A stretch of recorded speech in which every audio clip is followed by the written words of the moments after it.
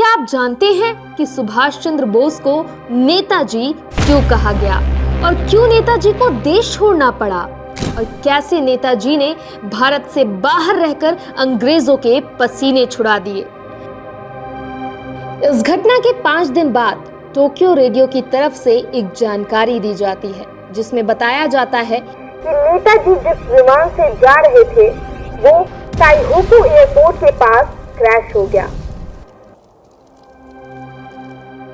Taiwan सरकार के हवाले से कहा गया कि 1945 में जिस प्लेन क्रैश में नेताजी का मौत का दावा किया जा रहा है उस प्लेन क्रैश का कोई रिकॉर्ड ही नहीं। प्लेन क्रैश की ऐसी कोई घटना हुई ही नहीं थी। लेकिन हम आपको बताएंगे कि आखिर नेताजी की मौत के वक्त या उसके पहले हुआ क्या था। नमस्कार, मेरा नाम है शिवम द्विवेदी और आप देख रहे हैं IBC 24। आज देश की एक ऐसी शख्सियत की जयंती है जिसने अंग्रेजों को नाको चने चबा दिए। न सिर्फ अंग्रेजों को बल्कि देश के भीतर बैठे गद्दारों को भी। आज उस बहादुर क्रांतिकारी की जयंती है जिसे हर स्कूल के सिलेबस में पढ़ाया जाता है और जिसे आप नेताजी के नाम से जानते हैं। लेकिन क्या नेताजी सुभाष चंद्र बोस के बारे में इतना जानना आपके लिए काफ़ी है? इसके साथ ही आपको ये जानना भी जरूरी है कि आखिर उनकी मौत का रहस्य क्या था।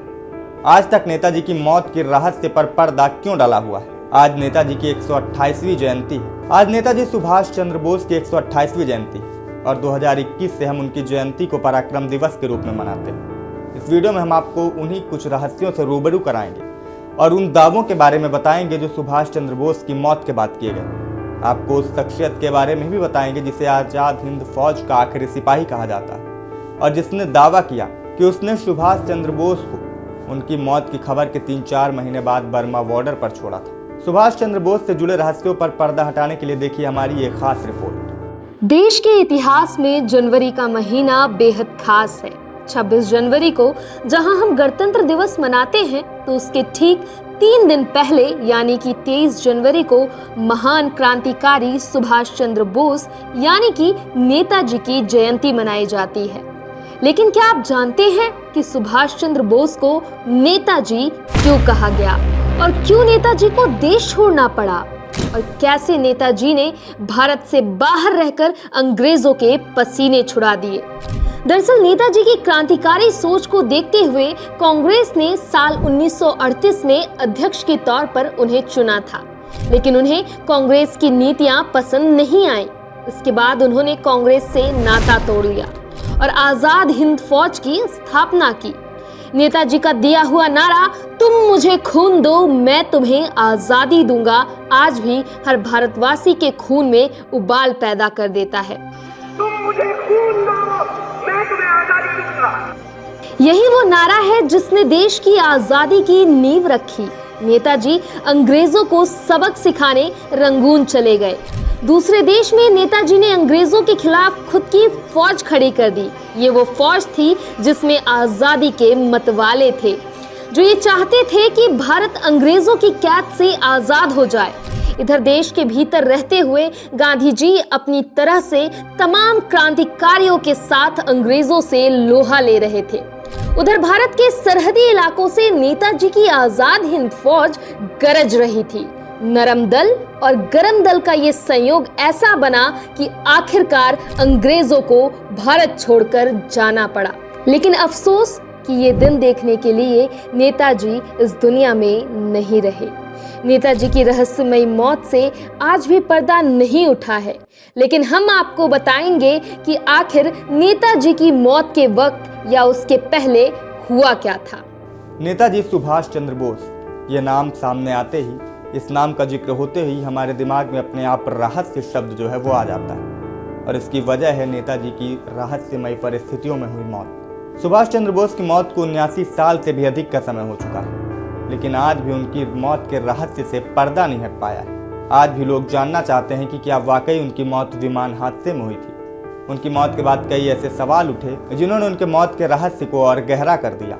उनकी मौत का रहस्य अनसुलझा इसलिए भी है क्योंकि उनकी मौत की खबर के कई दिनों बाद तक भी उनको देखे जाने के दावे किए जाते रहे। बात 1945 की है। उस समय दूसरा विश्व युद्ध चल रहा था। मित्र और धुरी राष्ट्र यानी एलाइस और एक्सिस पावर सामने सामने थी।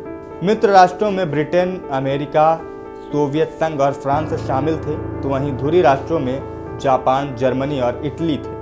द्वितीय विश्व युद्ध में ध्रुवीय शक्तियों की हार हुई। इसमें जापान और जर्मनी ने आत्मसमर्पण कर दिया। द्वितीय विश्व युद्ध में हुई जीत के बाद इधर भारत में अंग्रेज और तेजी से नेताजी के पीछे पड़ गए।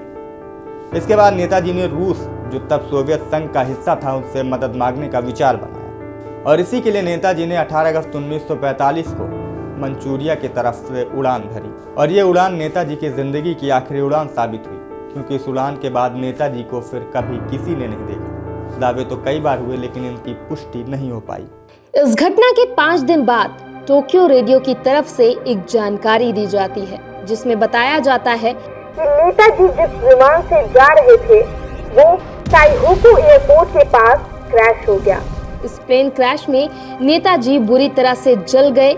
इलाज के लिए उन्हें ताइहुकु सैनिक अस्पताल में भर्ती कराया गया था, जहां उनका निधन हो गया। उनकी अस्थियां आज भी टोक्यो के रिकोंजी मंदिर में रखी हुई हैं। इधर आजाद भारत में नेताजी की मौत की जांच के लिए 3 बार आदेश दिए गए और कमेटी का गठन हुआ। शुरुआती 2 जांच आयोग, शाहनवाज और खोसला आयोग की रिपोर्ट में नेताजी की मौत का कारण प्लेन क्रैश बताया गया, लेकिन तीसरी जांच आयोग की रिपोर्ट ने नेताजी की मौत के रहस्य को और गहरा कर दिया। दरअसल 1999 में नेताजी की मौत के कारणों का पता लगाने के लिए मनोज कुमार मुखर्जी के नाम तीसरा आयोग बनाया गया। इस आयोग की जांच रिपोर्ट में ताइवान सरकार के हवाले से कहा गया कि 1945 में जिस प्लेन क्रैश में नेताजी का मौत का दावा किया जा रहा है, उस प्लेन क्रैश का कोई रिकॉर्ड ही नहीं है। प्लेन क्रैश की ऐसी कोई घटना हुई ही नहीं थी। हालांकि सरकार ने इस रिपोर्ट को मानने से इनकार कर दिया था। नेताजी के सबसे करीबी रहे और आज़ाद हिंद फौज के आखिरी सिपाही कर्नल निजामुद्दीन ने उनकी विमान हादसे में मौत वाली थ्योरी को सिरे से खारिज कर दिया। उन्होंने दावा किया कि विमान हादसे की खबर के 3 से 4 महीने बाद उन्होंने नेताजी को बर्मा थाईलैंड बॉर्डर पर कार से छोड़ा था। उनका यह भी कहना था कि कुछ लोगों ने अपना निजी स्वार्थ साधने के लिए नेताजी की मौत की अफवाह उड़ाई। उस दिन को याद करते हुए निजामुद्दीन कहते हैं कि मैंने उस दिन बर्मा थाईलैंड बॉर्डर के पास सितांग नदी के पार उनको कार से उतारा था।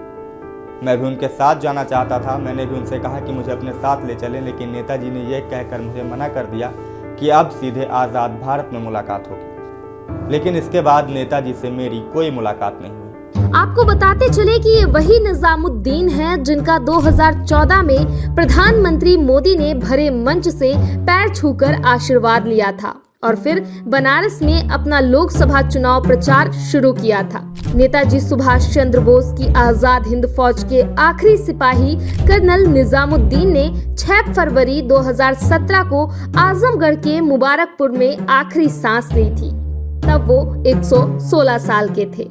नेताजी को लेकर जो सबसे बड़ा दावा किया जाता रहा और जिस पर सबसे अधिक लोगों ने विश्वास किया, वो था नेताजी के गुमनामी बाबा होने का।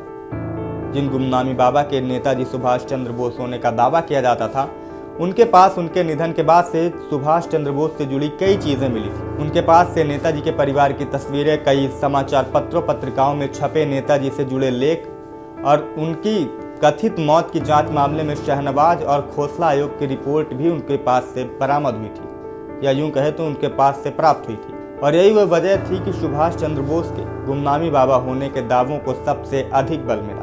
तो इस वीडियो में फिलहाल इतना ही। उम्मीद है ये वीडियो आपको पसंद आया होगा, और अगर ये पसंद आया तो इसे लाइक और शेयर ज़रूर करें, और साथ ही लगातार खबरों से अपडेट रहने के लिए हमारे YouTube चैनल IBC 24 को सब्सक्राइब करना ना भूलें।